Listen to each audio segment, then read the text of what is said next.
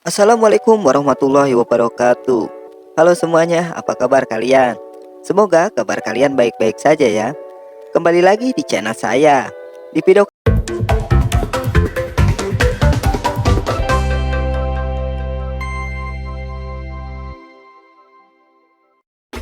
film diawali timnya Asito yang ketinggalan 3-0 akhir.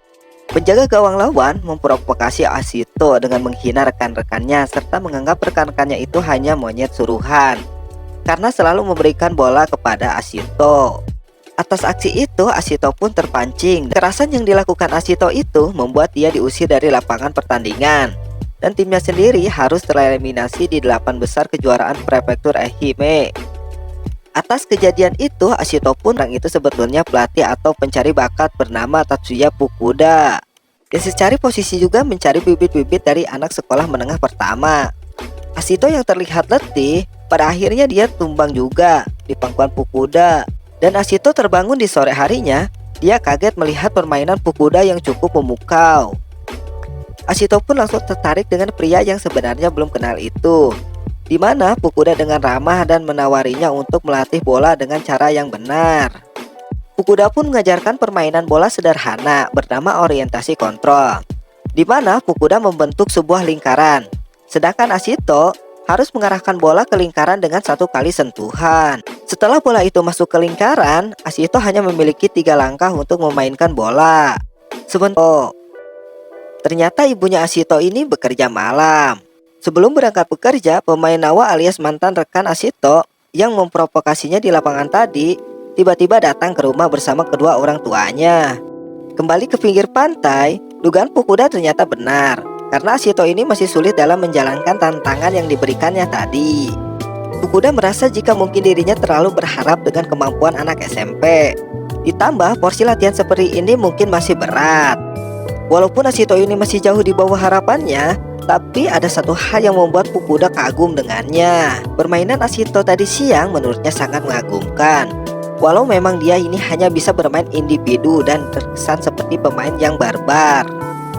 Uniknya lagi, permainan Asito yang tidak memiliki visi dan misi yang jelas itu entah kenapa bisa membuatnya terlihat sangat hebat. Bola seakan mengarah ke dirinya yang sama sekali tidak terpikir. Nah, di sini terungkap juga yang ditanduk Asito tadi. Dia menjelaskan Asito ini tidak terpancing ketika dia beradu mulut dan mengejek semua rekannya sebagai monyet suruhan.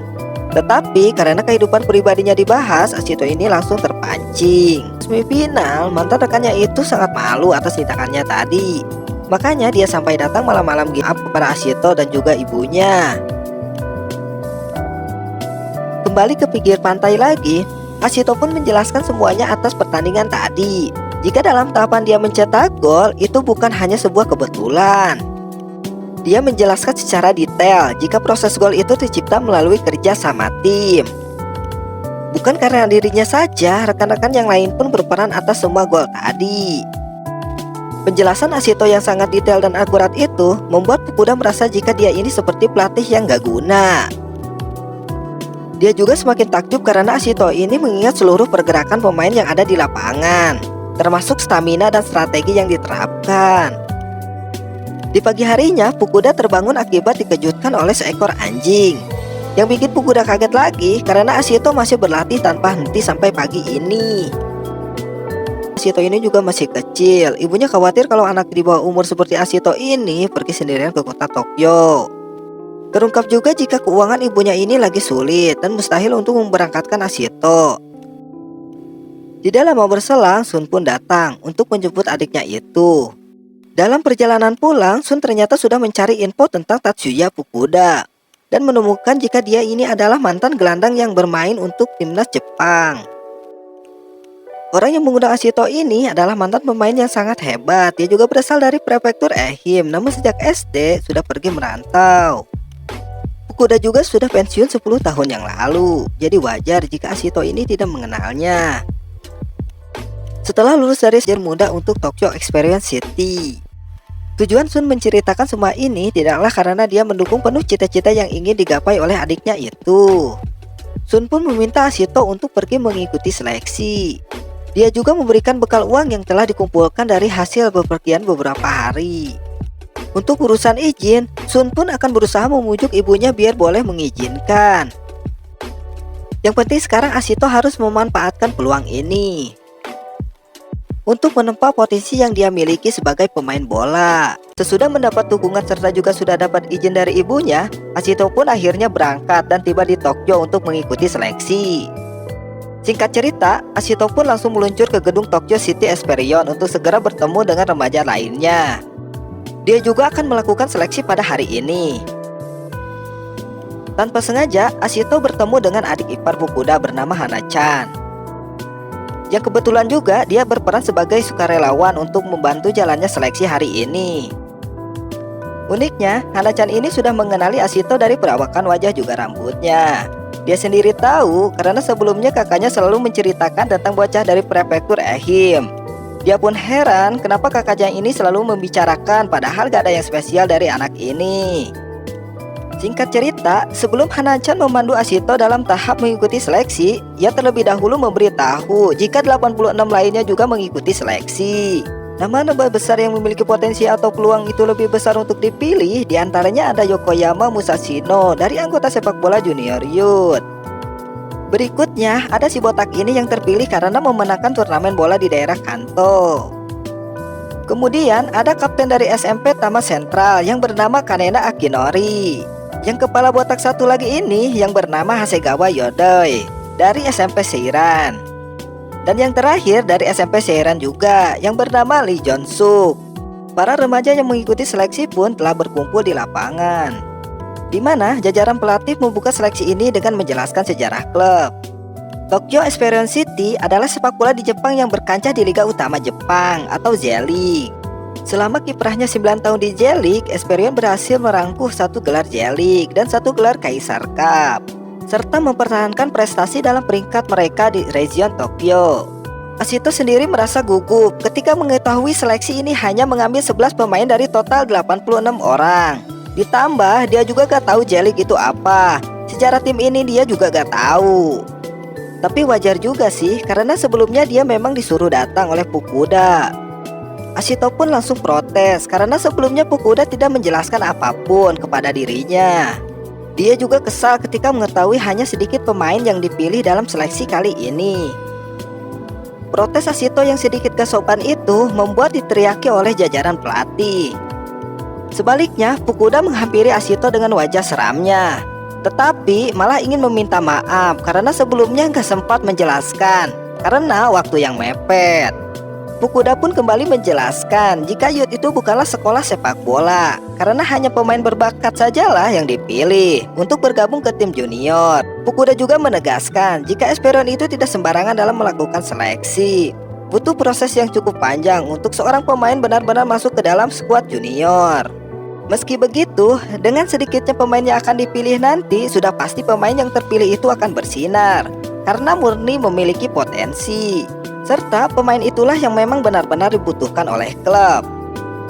Ujian pertama untuk seleksi hari ini pun dimulai dengan mengetes fisik dari para pemain.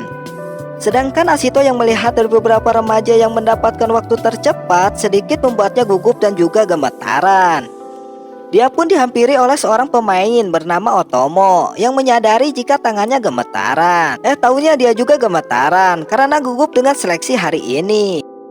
Karena Otomo orang pertama yang mengajaknya berbicara, Ashito pun dengan bangga memperkenalkan dirinya. Yang mana sebenarnya Otomo ini sama sekali gak peduli. Selanjutnya ujian kedua, pertandingan mini 7 lawan 7 selama 20 menit. Ashito sendiri mendapatkan tim yang kurang seimbang karena lawan mereka diisi oleh calon pemain yang kemungkinan besar akan masuk ke Esperion. Meski Ashito berusaha dengan keras menciptakan perbedaan, dari timnya hasilnya malah makin gak jelas.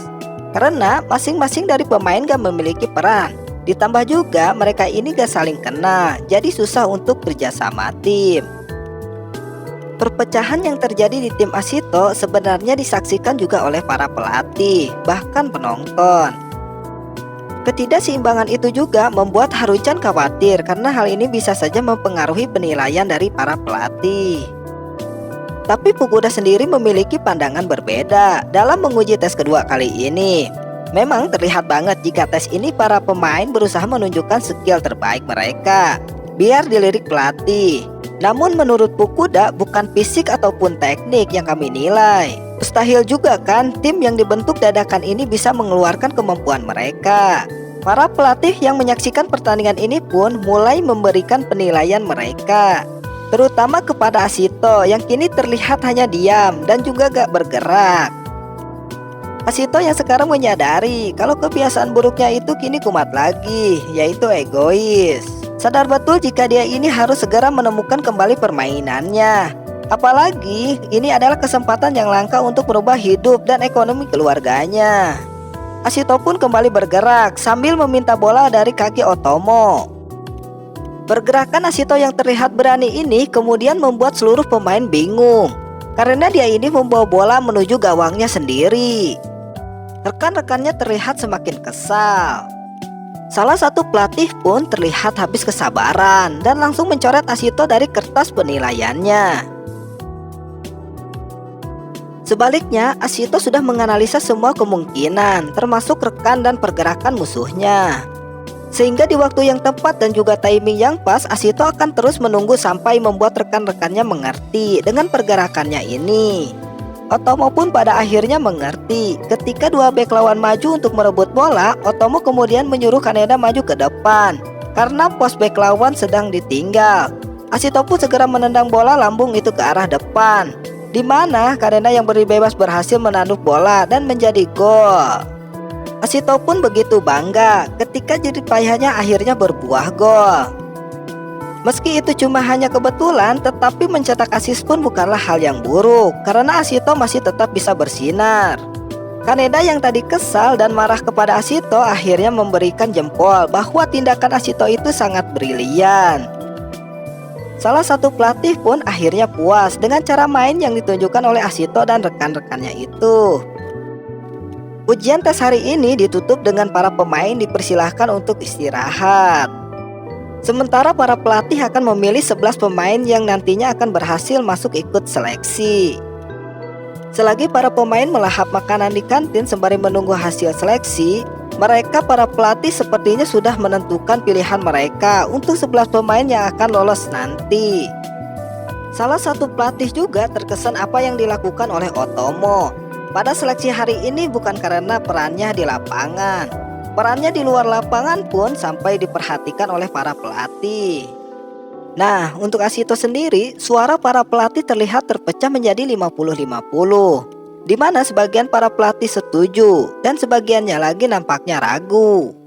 Dan nama pemain terakhir adalah Ashito yang akan melengkapi 11 pemain terpilih untuk mengikuti seleksi di tahap akhir. 11 pemain yang terpilih kemudian akan menyiapkan diri dalam mengikuti ujian akhir yang akan dilaksanakan dalam 30 menit lagi. Di sisi lain, Ashito yang memperkirakan jika ujian terakhir ini mereka akan melawan sebuah tim. Dia pun berusaha berbicara kepada para pemain lainnya demi mengakrabkan diri supaya nanti bisa bekerja sama sebagai tim. Inisiatif yang dilakukan oleh Ashito itu membuat beberapa pemain memang gak tertarik. Tetapi yang tertarik cuma Otomo yang ogah banget mengikuti ujian akhir ini seorang diri. Tachibana juga tertarik dengan usulan dari Ashito itu. Beberapa anak kemudian berkumpul untuk sekedar mendiskusikan sesuatu. Anak-anak seleksi yang melingkar itu pun mengungkapkan satu hal jika mereka menggantungkan nasib mereka dalam seleksi kali ini. Di samping itu, Ashito yang merasa jika rekan-rekannya ini terlalu berlebihan, tetapi kenyataannya memang seperti itu. Bahkan Tachibana yang digadang-gadang sebagai pemain berpotensi pun menggantungkan nasibnya pada seleksi kali ini. Jika memang di seleksi kali ini gagal, mungkin dia akan memupuskan harapannya untuk menjadi pemain profesional. Di dalam momen berselang, Fukuda pun memberitahu anak-anak jika lawan sparring mereka telah datang. Dan ternyata lawannya adalah tim Yo Tokyo Experience City. Ketika anak-anak seleksi mengetahui jika lawannya tim muda klub, sebagai anak-anak protes karena memang levelnya tentu sangat berbeda. Dan juga tentu anak-anak seleksi bakal sulit ngeluarin potensi mereka. Protes itu pun Fukuda tanggapi dengan ekspresi yang sangat datar. Dia juga mengatakan level permainan bukanlah hambatan jika para pemain seleksi ini mau mencobanya terlebih dahulu. Sebelum bertanding, Fukuda pun mengungkapkan jika ada satu hal yang ingin dia sampaikan. Tapi bukan sekarang, melainkan nanti jika pertandingan sedang berlangsung. Yang jelas itu bukan instruksi dan meminta anak-anak untuk mendengarkannya nanti saja.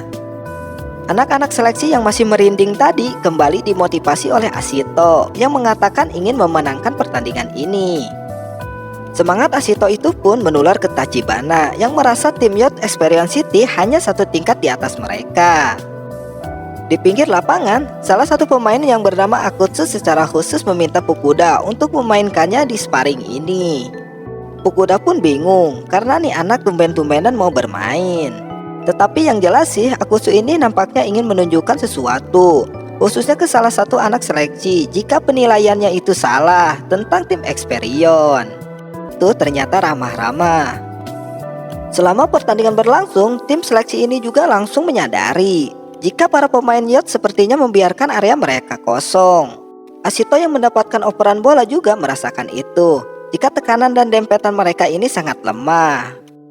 Meskipun begitu, tim seleksi ini belum mampu menciptakan gol. Tim seleksi pun masih terus fokus dengan targetnya. Akutsu pun di sini kembali mengeluarkan kata-kata pedasnya jika Ashito dan rekan-rekannya itu sama sekali gak berbakat. Lebih baik pulang kampung saja karena mereka semua gak pantas. Yang mana Akutsu bermaksud mereka semuanya sampah, terutama Ashito. Selama jeda istirahat, para pemain pun kembali melakukan diskusi sambil mencurahkan kekesalannya karena tim Youth tadi ngepur di awal babak pertama. Sedangkan Ashito yang sedang dirawat oleh Hana-chan kembali membayangi perkataan Akutsu di babak pertama tadi. Ashito pun sedikit mendapatkan informasi tentang Akutsu ketika Hana-chan memberitahunya. Yang mana Hana-chan mengatakan jika Akutsu itu orangnya sangat menakutkan. Dia juga merupakan satu-satunya berandalan di skuad muda Experion. Meski begitu, Ashito sepertinya tidak terlalu terpengaruhi oleh kata-kata pedas Akutsu tadi. Dia sekali lagi ingin membuktikan dirinya jika dia memang layak berada di tempat ini. Permainan tim Youth di babak kedua kali ini terasa berbeda dari permainan di babak pertama tadi. Karena permainan mereka semakin cepat dan tidak lagi mengandalkan umpan satu sentuhan. Sekarang tim Youth mendapatkan sepak pojok setelah serangan mereka berhasil dimentahkan oleh sang kiper. Akutsu pun kembali menghampiri Ashito dengan kata-kata provokasinya. Untungnya Ashito sejauh ini belum terpancing dengan balik membalas Akutsu. Jika tidak perlu juga menjadi berandalan untuk lulus ujian seleksi. Sepak pojok pun dilakukan, di mana bola melambung itu mengarah ke Ashito dan Akutsu yang mengharuskan mereka berduel. Duel udara panas kembali mengingat keluarganya di kampung. Jika dia mengeluarkan sikap temperamentalnya, habis sudahlah kesempatannya untuk bertahan di Experion. Ashito pun menaikkan satu tangannya sambil meminta Akutsu untuk membantunya berdiri. Hal itu sendiri cukup membuat Akutsu kesal karena perlakuan Akutsu itu sama sekali tidak mempengaruhi dirinya. Keadaan Ashito yang dadanya dipukul membuat pelatih dan tim medis awal. Yang mengejutkannya lagi, semua pemain yang bermain tadi itu bukan di posisi aslinya. Palingan cuma kiper doang. Dengan kata lain, sekarang posisi mereka diubah kembali ke posisi awalnya. Para pemain seleksi yang awalnya udah frustasi tentu semakin frustasi karena ngelawan pemain yang bukan di posisi aslinya saja mereka sampai gini. Gimana melawan pemain yang di posisi terbaiknya? Kita diperlihatkan tim seleksi yang sangat hilang semangat. Sama halnya dengan Ashito yang dadanya juga masih sakit. Kakinya juga sudah sulit untuk bergerak. Di samping itu, Ashito kembali mengingat perjuangan ibunya ketika dia membelikan sepatu yang mahal. Ashito sendiri telah berjanji jika dia menjadi pemain pro dia akan mengganti uang ibunya itu 10 kali lipat. Ashito nampaknya memang sudah menyerah. Di samping dia juga sudah sampai di titik kemampuannya. Para tim medis dan juga penonton pun menilai jika tim seleksi ini sudah habis pada titik ini. Meskipun beberapa pemain masih terus berjuang macam Tachibana, bisa kita lihat sendiri pemain nomor punggung 8 Kaneda bahkan cuma jogging-jogging doang dengan muka melasnya itu. Ada juga pemain seleksi bernama Nagano yang bahkan sampai nangis karena saking sulitnya mengimbangi permainan Youth. Lebih parah dari Ashito sih dia ini, sampai merasa gak punya bakat lagi dalam bermain bola. Sementara di nyerah. Ashito pun terlihat bingung sampai pertanyaan itu masuk ke dalam telinganya yang membuat Ashito bahkan sampai membuat skenario. Jika dia pulang ke rumah dan mengatakan menyerah begitu saja, bisa kita bayangkan sendiri bagaimana sedihnya Sun yang sebelumnya udah membantu biaya keberangkatan Ashito. Dan tentunya ibunya juga yang terlihat cuek. Sebenarnya dia ini sangat menaruh harapan pada mimpi Ashito. Ashito pun jelas menolak skenario yang sangat menyedihkan itu, dimana seketika ini juga terpacu dan menjadi semangat dengan berniat bangkitlah harapannya. Dengan permainan yang terus berlanjut itu dan juga Ashito yang terus pertandingan pun sekarang menyisakan waktu kurang dari 3 menit. Di mana Ashito dan Tachibana menyusun rencana untuk menusuk dari sisi sayap demi menciptakan peluang. Bola kiriman Ashito kemudian mengenai salah satu tangan di depan kotak penalti. Free kick yang dilakukan oleh Otomo ini sebenarnya cukup baik dan dia juga. Tetapi yang membuat aku lebih kaget lagi, kenapa Ashito bisa menebak kemana dia akan menghalau bola free kick tadi. Meski serangan tadi berhasil di-delay, ternyata bola lepas dari kawalan Ashito yang sedikit lengah. Dia pun khawatir jika bola terlalu jauh maka nanti keburu habis waktunya sebelum dapat menyerang. Beruntunglah dia kemungkinan, termasuk juga bola tendangan Otomo ini masih dapat dimentah buah gol. Meski tim seleksi babak belur, tapi gol ini sudah cukup untuk mendapatkan nilai plus dari penilaian pelatih. Terutama serangan kombinasi yang dibangun oleh Ashito, Otomo dan juga Tachibana. Tetapi yang jelas kreator atau otak serangan itu sendiri udah pasti datang dari Ashito. Dengan seleksi hari ini yang ditutup dengan kebangkitan tim seleksi, maka berakhir sudah ujian untuk para anak-anak baru. Untuk mengakhiri seleksi hari ini, para calon pemain akan diwawancari terlebih dahulu sebelum mereka dipulangkan kembali. Wawancara ini pun ditutup dengan para pelatih menanyakan tentang gol tadi yang berawal dari inisiatif Ashito. Ashito sih memang agak sedikit lupa dengan proses terciptanya gol tadi. Dia berusaha mengingat dan menemukan satu hal jika dia tadi berpikir dan melihat satu pergerakan, yaitu melihat pergerakan Otomo yang berlari ke arah sudut gawang. Ashito juga sepertinya merasa Otomo yang tahu apa yang ingin dia lakukan. Dia juga berjaga-jaga jika tendangan Otomo nanti gagal, maka Ashito masih bisa mengamankan bola. Ashito pun berterima kasih kepada Fukuda karena telah membawanya ke klub Tokyo City Experience. Ashito juga tidak peduli antara lulus atau tidak, dia tetap akan berjanji menjadi pemain pro. Traktir teman-temannya di warung. Di sore harinya, ketika Ashito ini sedang asik menghabiskan waktu bersama temannya, salah satu temannya kemudian menyadari jika ada surat di kantong belakang milik Ashito. Ternyata surat itu dari Hana-chan, tempo dulu. Memang surat itu sendiri hanya berupa jadwal dan juga menu makanan. Namun teman-temannya itu pun pada iri karena sudah ada cewek yang mengagumi Ashito. Bahkan cewek itu adalah adik dari pelatih utama klub Esperion. Sun pun emosi di saat bersama juga ibunya Ashito ini datang dengan membawakan hasil dari seleksi anaknya. Kabar baik sebelum dikasih, tapi yang jelas Ashito pasti sangat senang dengan berita besar ini. Ibu Ashito pun tentu sangat bangga dengan perjuangan anaknya yang sampai pada titik ini. Ibu Ashito pun keceplosan ngomong. Dia mengatakan, entah kenapa sepak bola serasa merebutmu dari diriku. Ketika Ibu Ashito yang mau pergi kerja, dia mendapatkan sebuah kiriman surat yang tidak lain adalah hasil dari kelulusan Ashito. Namun yang jadi permasalahannya sih bukan itu. Lebih tepatnya ketika perkataan Ibu Ashito yang mengatakan sepak bola selalu merebutmu dariku, yang membuat Ashito terkejut. Memang faktanya Ashito dan ibunya gak deket-deket banget. Untuk pertama kalinya juga, ibu Ashito ini menunjukkan kelemahannya di depan Ashito langsung. Sementara di rumah, Hana-chan balik menelpon Ashito karena tadi sore dia mendengarkan percakapan antara Ashito dan juga ibunya. Hana-chan pun penasaran dengan perkataan ibunya tadi yang mengatakan jika sepak bola itu telah merebut anaknya. Bukan hanya penasaran, Hana-chan marah karena dia mengira kalau ibu Ashito itu tidak menepuk garis sepak bolanya. Dia juga marah karena sebelumnya Ashito ini gak izin ke ibunya ketika pergi ke Tokyo untuk melakukan seleksi. Hana-chan juga mendesak Ashito untuk segera berbicara kepada ibunya. Hana-chan merasa hal itu memang penting. Di samping Ashito juga bingung kenapa juga Hana-chan ini menasihatinya lewat telepon. Selama perjalanan pulang, ibu Ashito dalam keadaan mabuk kembali menyelesaikan perkataan tadi sore tentang sepak bola yang merebut anaknya. Sun pun kaget dengan ucapan ibunya tadi sore. Tumben-tumbenan dia mengeluarkan kelemahannya itu di hadapan Ashito, sisi kuat ibunya saja. Ditambah kemarin Ashito yang pergi diam-diam ke Tokyo, susah buat menebak perasaan ibunya itu ketika mengetahui hal itu. Ashito pun sekarang terlihat serius di depan teleponnya. Sementara di luar, ibunya yang baru datang sempat kepikiran ingin meminta maaf atas perkataan tadi sore. Sebelum dia masuk ke dalam, tanpa sengaja jika dia hanya melihatkan kelemahannya lagi. Meskipun dalam kondisi mabuk, dia berhasil menutupi kelemahannya itu. Sikap ibunya itu sebenarnya cukup aneh. Kalau di mata kita sendiri, dia memang marah-marah. Tapi ketika mengetahui teleponnya masih hidup, ibunya pun langsung meminta penjelasan tentang rincian biaya hidup Ashito selama di Tokyo nanti. Berawal dari situlah, sampai beberapa bulan ke depan ibunya Ashito ini mengandalkan Hana-chan untuk penjelasan berbagai detail biaya yang akan dikeluarkannya nanti ketika Ashito berangkat.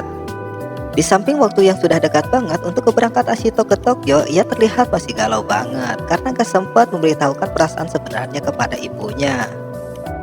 Bahkan sampai musim semi tiba, Ashito sama sekali belum bisa mencurahkan isi hatinya. Selain perpisahan di rumah, guru sekaligus pelatih Ashito memberikan pengumuman kepada anak-anak jika Ashito akan pindah ke Tokyo. Karena Ashito berangkatnya hari ini, dia pada akhirnya tidak bisa merayakan kelulusannya bersama teman-teman yang lain. Dia juga sengaja datang ke sekolah untuk melihat wajah-wajah terakhir temannya sebelum dia berangkat.